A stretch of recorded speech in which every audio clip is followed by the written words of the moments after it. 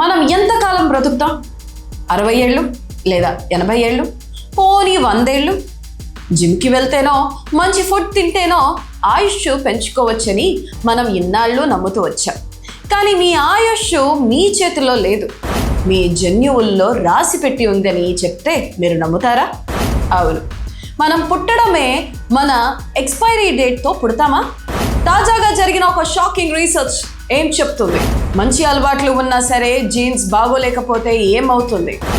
ఈ వీడియోలో ఆ సైన్స్ వెనుక ఉన్న అసలు నిజాన్ని తెలుసుకుందాం.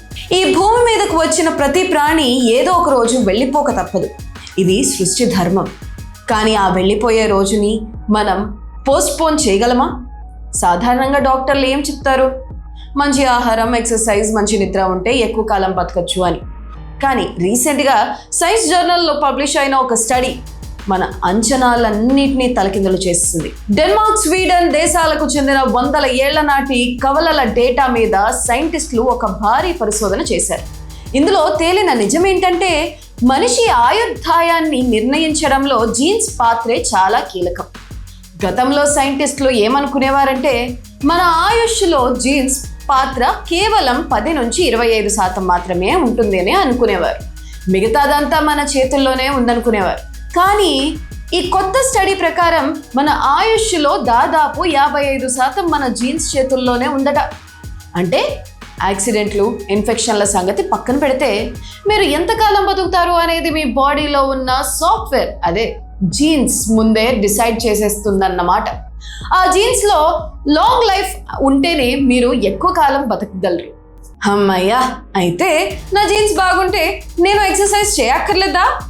ఎలా పడితే అలా తినచ్చా అని మీరు అనుకుంటే పొరపాటే. ఇక్కడే ఒక పెద్ద ట్విస్ట్ ఉంది. భారతీయ వైద్య నిపుణులు ఏం హెచ్చరిస్తున్నారో తెలుసా? మీకు దీర్ఘాయుష్య ఇచ్చే జీన్స్ ఉన్నా సరే మీ అలవాట్లు బాలేకపోతే ఆ జీన్స్ స్విచ్ ఆఫ్ అయిపోతాయి.